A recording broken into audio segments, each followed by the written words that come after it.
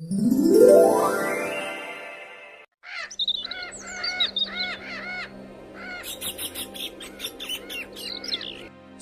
सुनो सुनो, सभी गांव वालों ध्यान से सुनो।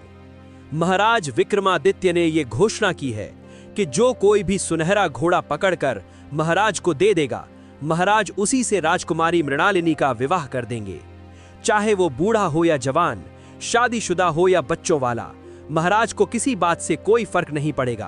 बस जो सुनहरा घोड़ा पकड़कर लाएगा वही राजकुमारी का पति बनेगा। ये बात सुनते ही पूरे चंद्रपुर गांव में खलबली मच जाती है। आहा राजकुमारी अरे मैं तो 4 बच्चों का पिता हूं, फिर भी मुझे राजकुमारी से शादी करने का मौका मिलेगा। अब तो मैं किसी भी हालत में उस सुनहरे घोड़े को पकड़ के ही रहूंगा। अरे तुमसे पहले वो घोड़ा मैं पकड़ूंगा। मैं अभी 2 बच्चों का बाप हूँ। हाँ लेकिन राजकुमारी इतनी खूबसूरत है कि क्या कहूँ, बिल्कुल स्वर्ग की अप्सरा जैसी। जब मुझे उसे अपनी पत्नी बनाने का मौका मिल रहा है तो मैं वो घोड़ा जरूर पकड़ूंगा, चाहे इसके लिए मुझे अपनी जान ही क्यों ना देनी पड़े। वहीं दूसरी तरफ देवराज थका हारा घने जंगल की ओर जाता है और एक पेड़ के नीचे बैठकर अपनी किस्मत को कोसने लगता है। क्या करूं मैं? करूं तो करूं क्या? मैं कितनी मेहनत करता हूं, फिर भी पैसे नहीं होते मेरे पास। अगर आज जमींदार को कर्ज नहीं दिया तो वो मुझे घर से निकाल देगा। पता नहीं मेरा क्या होगा। गांव में मेरा जीना हराम हो गया है। क्या बताऊं, कहां जाऊं, कैसे पैसे लेके आऊं? तभी उसकी नजर सामने एक सुनहरे घोड़े पर पड़ती है। ये सुनहरा घोड़ा, चलो पास जाकर देखता हूं ये कहां से आया। देवराज धीरे धीरे घोड़े के पास जाता है और देखता है कि उसके पैर जख्मी हैं। अरे दोस्त, तुम्हारे पैर तो बहुत बुरी तरह से जख्मी हैं। लगता है तुमको चोट लगी है। बस आ जाओ। चलो तुम मेरे साथ चलो। आ जाओ। चलो मैं तुम्हें औषधि लगा दूंगा, ठीक है? अरे आराम से चलो, मेरे घर पे दवा है, उससे तुम ठीक हो जाओगे। चलो आ जाओ। फिर देवराज घोड़े को पकड़कर अपने घर ले जाता है और उसकी जख्म पर औषधि लगाता है। औषधि तो लग गई है, अब भूख भी लगी होगी, है ना?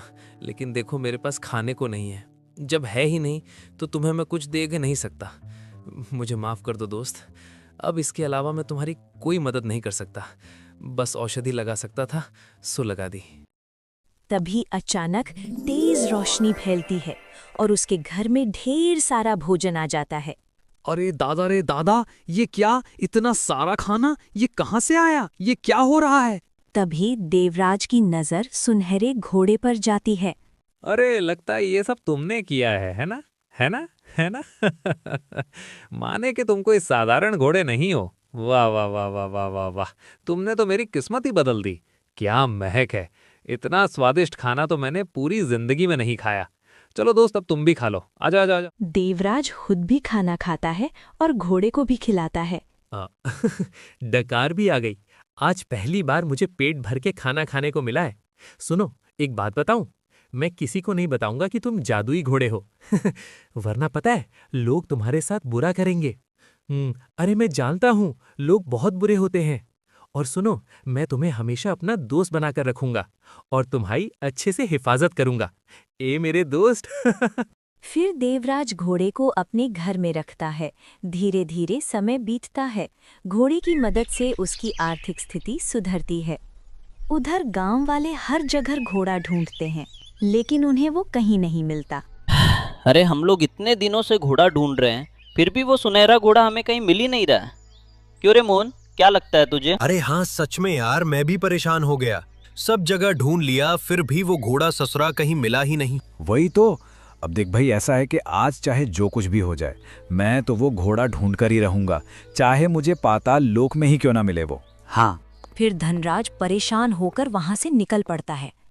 अच्छा एक बात बताऊं दोस्त, मतलब मुझे नहीं पता कि तुम कौन हो और क्यों मेरे साथ हो, लेकिन जब से तुम मेरे साथ आए हो ना मेरी तो जिंदगी बदल गई है। मेरी सारी परेशानियां दूर हो गई हैं और मैं बहुत खुश हूं दोस्त कि तुम मेरे दोस्त बन गए। तुमने पता है मुझे सब कुछ दे दिया, लेकिन फिर भी एक बात है दोस्त, कुछ भी कहो, इंसान को मेहनत करते रहना चाहिए। फिर देवराज वहां से जाने लगता है। घोड़ा उसे जाते हुए देखता है। उसी समय धनराज वहां से गुजरता है और उसकी नजर घोड़े पर पड़ जाती है। अरे ये तो देवराज के पास है। दात तेरे की, और हम लोग इतने दिनों से पागलों की तरह घोड़ा ढूंढ रहे थे और ये यहाँ छिपा हुआ है। अब मैं इसे महाराज को दूंगा और फिर राजकुमारी मेरी।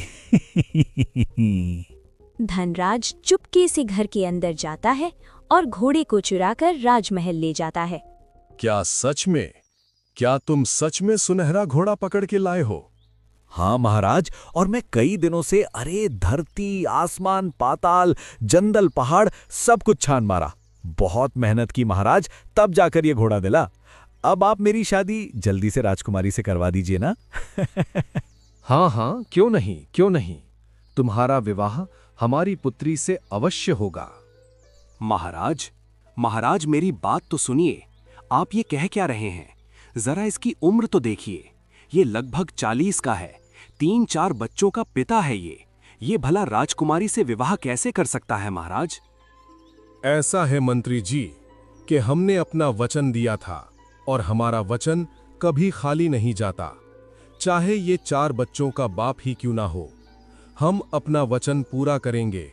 इसका विवाह राजकुमारी से ही होगा, चाहे इसके लिए हमें कुछ भी क्यों ना करना पड़े। मंत्री, सुनहरे घोड़े को ले जाकर गौशाला में बंद कर दीजिए। यही हमारी किस्मत की चाबी है। ले जाइए इसे। फिर मंत्री घोड़े को लेकर वहां से चला जाता है। वहीं दूर खड़ी राजकुमारी मृणालिनी ये सब सुन लेती है। राजकुमारी मृणालिनी राजा के पास आती है। क्या हुआ पुत्री? अब विवाह की तैयारी शुरू करो बेटा। कुछ ही दिनों में तुम्हारा विवाह होने वाला है। नहीं, मैं इस बूढ़े इंसान से शादी नहीं कर सकती पिताजी। ओहो, ये तुम कैसी बातें कर रही हो पुत्री? हमने जो वचन दिया है वो पत्थर की लकीर है। तुम्हारा विवाह इसी धनराज से होगा। और अब जाकर अपनी शादी की तैयारी करो, फालतू की बातें मत करो। ठीक है महाराज, मैं तो बड़ा खुश हूँ। राजकुमारी मृणालिनी रोते हुए अपने कक्ष में चली जाती है और धनराज हंसते हुए वहां से चला जाता है। नहीं, कुछ भी हो जाए, मैं इस बूढ़े इंसान से कभी शादी नहीं करूंगी। मुझे यहाँ से भागना ही होगा। फिर राजकुमारी मृणालिनी फूट फूट कर रोने लगती है। दूसरी तरफ देवराज दिन भर काम करके जैसे ही घर लौटता है, वो घोड़े को नहीं देख पाता। अरे ये दोस्त, अरे क्या हो गया दोस्त, तुम कहाँ चले गए? मैं तो तुमको यहीं पे छोड़ के गया था। अरे मेरा दोस्त कहाँ चला गया? मुझे उसे ढूंढना होगा। फिर देवराज घर के चारों तरफ ढूंढता है, लेकिन घोड़ा कहीं नहीं मिलता। अरे लगता है कहीं वो घने जंगल की तरफ चला गया है। मुझे उसे ढूंढना होगा। वो मेरा बहुत अच्छा दोस्त है और मुझे उसे अपने पास वापस लाना ही होगा। देवराज घने जंगल की तरफ निकल पड़ता है और घोड़े को ढूंढने लगता है। वहीं दूसरी तरफ शाम ढलते ही राजकुमारी महल के पीछे से चोरी छुपे निकल जाती है। राजकुमारी जंगल की तरफ बढ़ती है, तभी एक सियार उसे देखकर हमला करने लगता है। ये क्या? ये तो सियार है। मुझे इससे बहुत डर लगता है। मुझे यहाँ से भागना होगा। राजकुमारी भागने लगती है और सियार उसका पीछा करने लगता है। तभी देवराज बीच में आता है और जोर से पत्थर मारकर सियार को नीचे गिरा देता है, जिससे सियार घने जंगल में भाग जाता है। तुम कौन हो? तुमने आज मेरी जान बचा ली, वरना ये सियार पता नहीं मेरे साथ क्या कर देता। राजकुमारी, आपको यहाँ इस वक्त नहीं होना चाहिए। ये जंगल बहुत खतरनाक है। आप यहाँ क्या कर रही हैं? तो तुम्हें भी यहाँ नहीं होना चाहिए, तुम्हारे लिए भी खतरा है। अरे राजकुमारी जी, मैं यहाँ अपने सुनहरे घोड़े को ढूंढ रहा हूँ। पता नहीं वो कहाँ चला गया। मैंने घर पे बांधा था, उसको छोड़ के गया था, मतलब अब वो गायब हो गया। सुनहरा घोड़ा? वो तो मेरे राजमहल में है। एक गांव के बूढ़े इंसान ने उसे पकड़कर मेरे पिताजी को दे दिया है और पिताजी मेरा विवाह उसी से करना चाहते हैं। क्या मेरा सुनहरा घोड़ा राजमहल में है? क्या बात करती हैं आप? नहीं नहीं नहीं, ऐसा नहीं हो सकता। तभी पीछे से सैनिक भागते हुए आते हैं और राजकुमारी मृणालिनी को पकड़कर खींचकर ले जाने लगते हैं। नहीं नहीं नहीं, मुझे नहीं जाना। अरे कैसे नहीं जाना राजकुमारी? आपका और धनराज का विवाह महाराज ने तय किया है और ये विवाह होकर ही रहेगा। चलिए चलिए, अरे चलिए आप मेरे साथ, आपको राजमहल चलना ही है।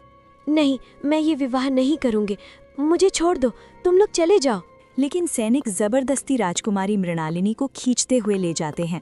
अरे राजकुमारी, अरे नहीं नहीं नहीं, ऐसा नहीं हो सकता।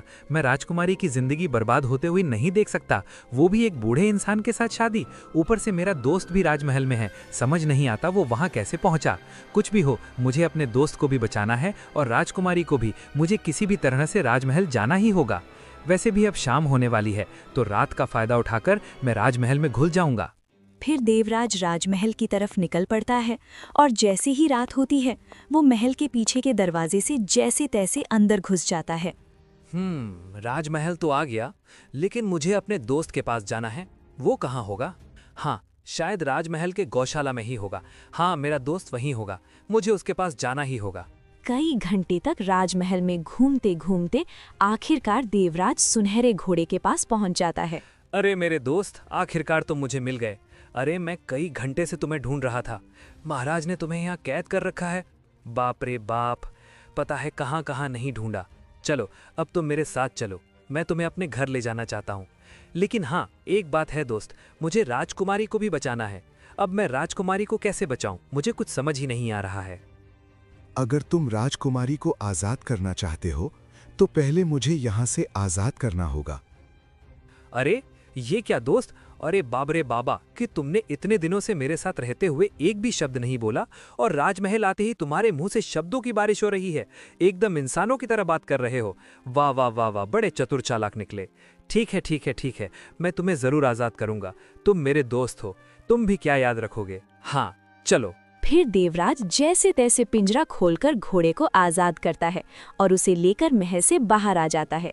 हाँ तो ठीक है, अब देखो मैंने तुम्हें आजाद कर दिया। अब मुझे बताओ हम राजकुमारी को कैसे बचा सकते हैं? देखो, राजकुमारी को बचाने के लिए तुम्हें एक नीला रत्न लाना होगा। वो पूर्व दिशा में स्थित काली गुफा में है। वहां तक जाने का रास्ता खतरों से भरा है। तुम्हें अपनी जान हथेली पर रखकर वो रत्न हासिल करना होगा। ऐसा क्या? ठीक है भाई, अगर राजकुमारी को बचाने के लिए यही एक तरीका है तो मैं जरूर जाऊंगा। और तुम क्या करोगे? चलो तुम भी मेरे साथ चलो, मेरे दोस्त आ जाओ। हाँ हाँ, क्यों नहीं, मैं भी तुम्हारे साथ चलने के लिए तैयार हूँ। चलो।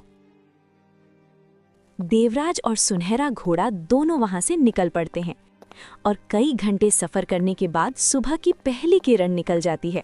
दोस्त यार, हम लोग कितने वक्त से बस चलते जा रहे हैं, सफर कर रहे हैं और कब सुबह हो गई पता ही नहीं चला। दोस्त मुझे बहुत तेजी से प्यास लगी है, मैं थोड़ा पानी पी लेता हूँ। नहीं नहीं नहीं नहीं, तुम इस जंगल का पानी नहीं पी सकते। यहाँ का पानी जहरीला है और जैसे ही तुम पानी पियोगे तुम अपनी आखिरी सांसें गिनने लगोगे। क्या बात कर रहे हो? बाप रे। बिल्कुल, सुनो, यहाँ से थोड़ी आगे जाने के बाद एक छोटा सा अमृत सरोवर मिलेगा। उसी का जल हम पी सकते हैं, क्योंकि उस पूरे जंगल में सिर्फ अमृत सरोवर का पानी ही पीने लायक है। ए भाई ये बताओ, मुझे ऐसा क्यों लग रहा है कि तुम यहाँ पहले भी आ चुके हो, जो तुमको इतना सब कुछ पता है? हैं? सही बात है ना? है ना? है ना? है ना? घोड़े की आंखों से आंसू गिरने लगते हैं। अरे अरे अरे, अच्छा अच्छा अच्छा, ठीक है। अरे रो क्यों रहे हो भाई? अच्छा ठीक है, नहीं बताना तो मत बताओ, मैं तो ऐसे ही पूछ रहा था। चलो मैं नहीं पूछूंगा, लो मैं चुप हो गया। चलो चलो चलो चलो, आ जाओ चलते हैं, आ जाओ बस आ जाओ मेरे दोस्त, चलो चलो। दोनों वहां से निकल पड़ते हैं और थोड़ी ही देर बाद अमृत सरोवर के पास पहुंचते हैं। हाँ, अब तुम ये पानी पी लो, उसके बाद हम आगे के सफर पर निकलेंगे। दोनों अमृत सरोवर का जल पी लेते हैं और आगे बढ़ जाते हैं। थोड़ी ही दूर जाने पर एक बूढ़ी औरत सामने आ जाती है। अरे, ये सुनहरा घोड़ा तो बहुत ही कीमती लग रहा है। तुम ये घोड़ा मुझे दे दो। क्या बात करती हैं अम्मा जी, ये मेरा दोस्त है, मैं इसको आपको कभी ना दूं। हाँ, अगर तुम ये घोड़ा मुझे दे दो तो तुम्हें राजकुमारी मिल जाएगी और तुम इस राज्य के राजा बन जाओगे।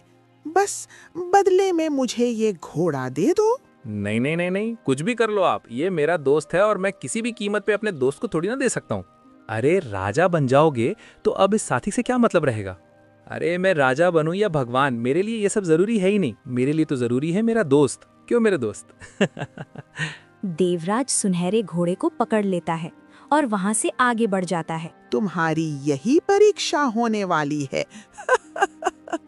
बूढ़ी औरत वहां से गायब हो जाती है। देवराज और सुनहरा घोड़ा जंगल में आगे बढ़ते रहते हैं।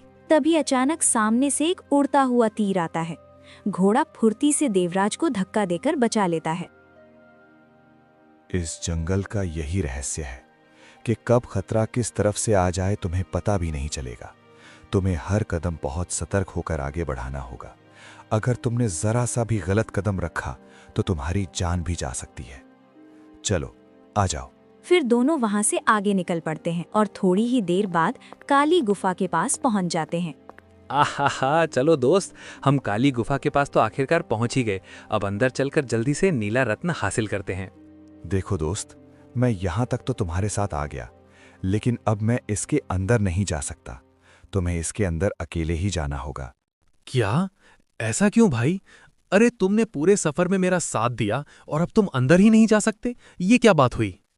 देखो, मैं इसके आगे तुम्हें कुछ और नहीं बता सकता। दोस्त कहते हो ना, तो बस दोस्त की बात मान लो।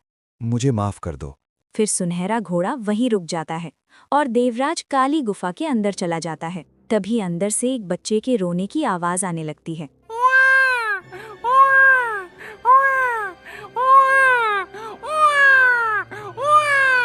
फिर देवराज उस आवाज का पीछा करते हुए आगे जाता है। तभी वो आवाज एक सफेद फूल के अंदर से आती हुई सुनाई देती है। अरे, एक फूल से बच्चे के रोने की आवाज आ रही है। ये क्या हो रहा है? इस बच्चे को मैंने कैद किया है और अगर तुम इसे आजाद करना चाहते हो तो तुम्हें इसकी कीमत चुकानी होगी। क्या? देखो, मैं किसी बच्चे की जान खतरे में नहीं डाल सकता। मुझे इसे आजाद करना है। मैं कोई भी कीमत देने के लिए तैयार हूं। बस इसे छोड़ दो। ठीक है, तुम्हें वो नील रतन मिलेगा, लेकिन वो पत्थर तुम्हें मुझे देना होगा। यानी इस बच्चे के बदले तुम वो पत्थर नहीं लोगे। हाँ, ठीक है, मैं इसके लिए तैयार हूँ, क्योंकि कोई भी पत्थर किसी की जान से बढ़कर नहीं हो सकता है। पहले मुझे इस बच्चे को बचाना होगा, क्योंकि राजकुमारी से पहले इस बच्चे के प्राण जरूरी हैं।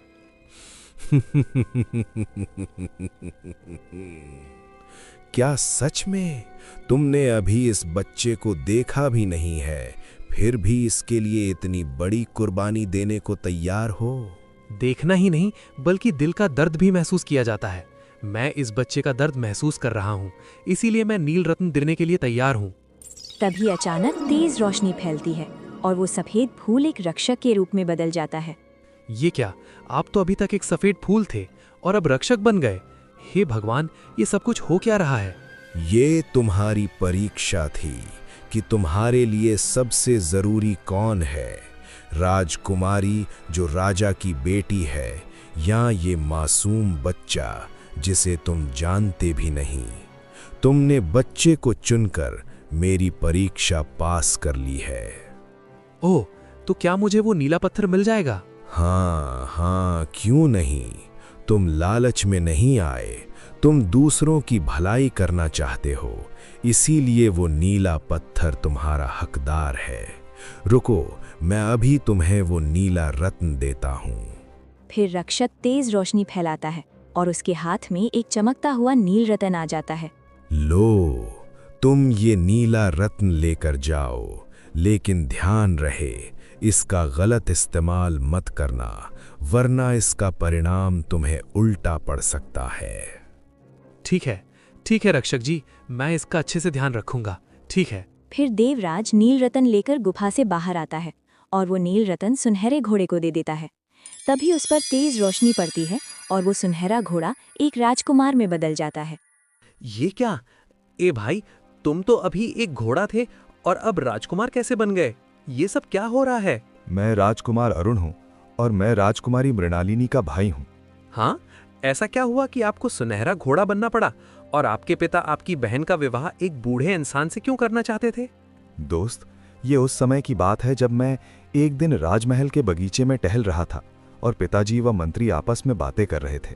महाराज, मैंने सुना है कि काली गुफा में एक नीला रतन है जो बड़ा ही अनमोल है। अगर उसे हासिल कर लिया जाए तो हमारी सारी इच्छाएं पूरी हो जाएंगी। नहीं मंत्री जी, आप ये कैसी बातें कर रहे हैं? वो रतन बहुत खतरनाक है। हमारे पिताजी भी गए थे, लेकिन आज तक वापस नहीं आए। हम वो नीला रतन कभी हासिल नहीं करेंगे, भूल जाइए उसे। ठीक है महाराज, अब जैसी आपकी आज्ञा, जैसा आपको ठीक लगे।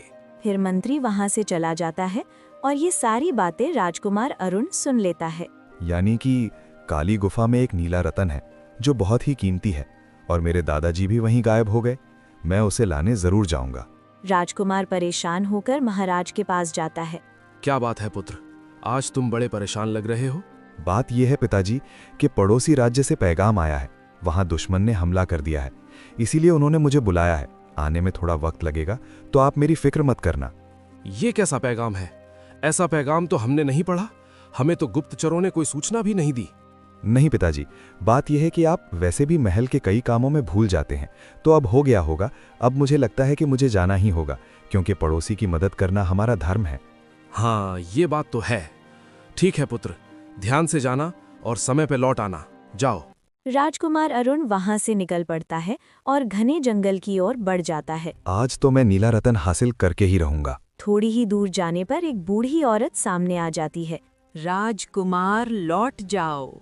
यहाँ से आगे जाना तुम्हारे लिए मौत का पैगाम होगा। नहीं नहीं नहीं नहीं, मैं वापस नहीं लौट सकता। मैंने सुना है कि ये नीला रतन बहुत अनमोल है, और इसे पाने के लिए मैं कुछ भी करने को तैयार हूँ। तुम्हारी मौत तुम्हारा इंतजार कर रही है। बूढ़ी औरत रहस्यमय तरीके से जंगल में गायब हो जाती है। अरे तुम लोग कुछ भी कहो, मैं नीला रतन हासिल करके सर्वशक्तिमान बनूंगा। राजकुमार अरुण जैसे तैसे आगे बढ़ता है और कई घंटे सफर करने के बाद काली गुफा के सामने पहुंच जाता है। सब लोग बेवजह डर रहे थे। देखो कितनी आसानी से मैं यहाँ पहुंच आया। अब बस मुझे इसके अंदर से वो नीला रतन हासिल करना होगा जो मेरे दादाजी भी नहीं ला पाए, और इसे पाकर मैं पिताजी की नज़रों में ऊपर उठ जाऊंगा और जो चाहूं वो हासिल कर सकूंगा। फिर अरुण धीरे धीरे गुफा के अंदर जाता है। तभी वहां उसे चारों तरफ ढेर सारे नीले पत्थर दिखाई देते हैं जो अजीब सी चमक बिखेर रहे होते हैं। ये लो, ये देखो, यहाँ तो बहुत सारे नीले पत्थर हैं और ये सब मुझे बहुत ही कीमती लग रहे हैं। वाह, अगर मैं ये सारे पत्थर ले लूं तो शायद मैं सबसे शक्तिशाली बन जाऊंगा और पूरी दुनिया पर राज कर सकूंगा। मेरे पिताजी राजा, मैं बनूंगा सम्राट, चक्रवर्ती सम्राट। तभी अरुण जैसे ही एक पत्थर को छूता है, अचानक उसकी हथेली तेजी से जलने लगती है। अरे ये क्या हो रहा है? बाप रे बाप, मेरी हथेली क्यों जल रही है? आखिर इस पत्थर में ऐसा क्या है? ये दर्द तो मैं सहन ही नहीं कर पा रहा। अरुण घबराया हुआ लेकिन सावधानी से आगे बढ़ता है। तभी उसे गुफा के अंदर से एक मासूम बच्चे के रोने की आवाज सुनाई देती है।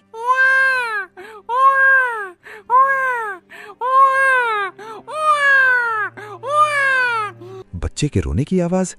नहीं नहीं नहीं, मुझे तो नील रतन चाहिए। बच्चे से मुझे क्या मतलब है? मेरा मकसद सबसे पहले है। अरुण आगे बढ़ता है और एक सुनहरे पत्थर के चबूतरे के सामने पहुंचता है जहां एक नीला रतन रखा होता है जिससे रहस्यमय रोशनी फैल रही होती है।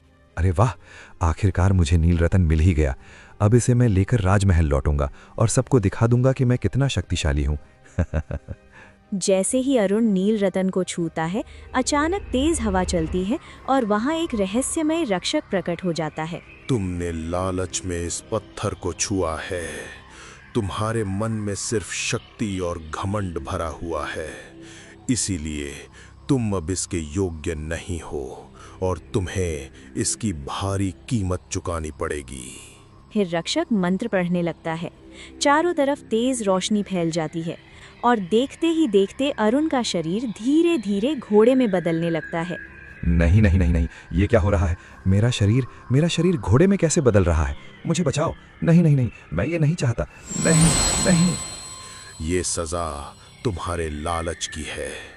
अब तुम सुनहरे घोड़े के रूप में रहोगे। जब तक कोई तुम्हारे दर्द को नहीं समझेगा, तुम किसी से बात भी नहीं कर पाओगे, और अगर नियम तोड़ा तो तुम्हारी मृत्यु निश्चित है। और तब से मैं इसी रूप में जी रहा था, अकेला, बेबस और दर्द से भरा हुआ। लेकिन दोस्त, तुमने मेरी तकलीफ समझी, मुझे ढूंढा और मेरे लिए आंसू बहाए। इसीलिए आज देखो, मैं फिर से इंसान बन गया। कुछ भी कहो, लेकिन आपके साथ बहुत गलत हुआ राजकुमार। कोई बात नहीं, देर से ही सही, आज अब अपने असली रूप में आखिरकार लौट ही आए। मैं सच में आपके लिए बहुत खुश हूँ। खुश तो तुम हो, लेकिन हमारी बहन अभी भी खतरे में है। पता नहीं पिताजी क्या कर रहे होंगे, कहीं उसका विवाह उस बूढ़े इंसान से न कर दें। लेकिन अब मैं तय कर चुका हूँ, मेरी बहन के लिए तुम ही सबसे सही हो। क्या अरे क्या बात कर रहे हो दोस्त, मैं राजकुमार, मैं एक साधारण इंसान हूँ, किस्मत का मारा फूटी किस्मत वाला। तुमने मेरी किस्मत चमकाई। बस अब मैं एक और शब्द नहीं सुनना चाहता।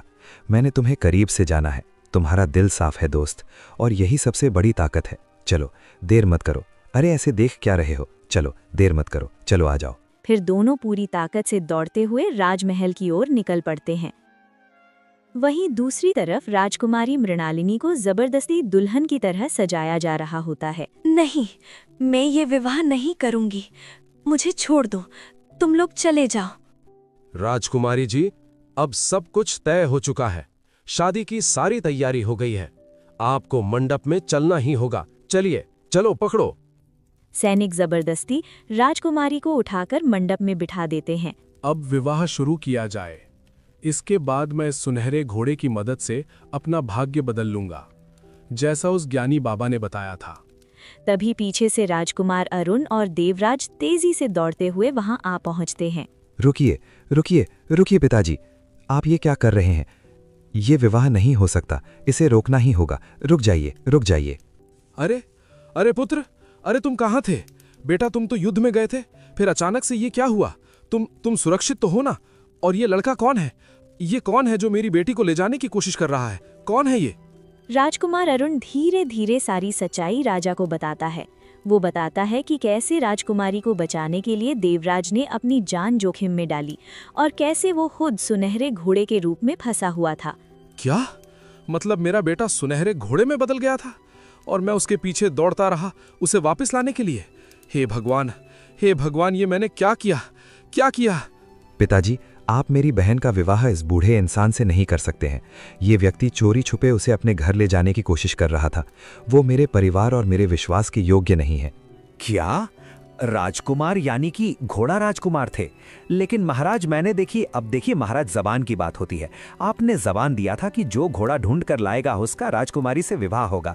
मुझे तो अपनी राजकुमारी से विवाह करना ही है। अब आप अपनी जबान देख लीजिए कैसे आपको पूरा करना है। चुप हो जाओ धनराज, तूने चोरी की थी सुनहरे घोड़े की, उसे ढूंढा नहीं था, समझे?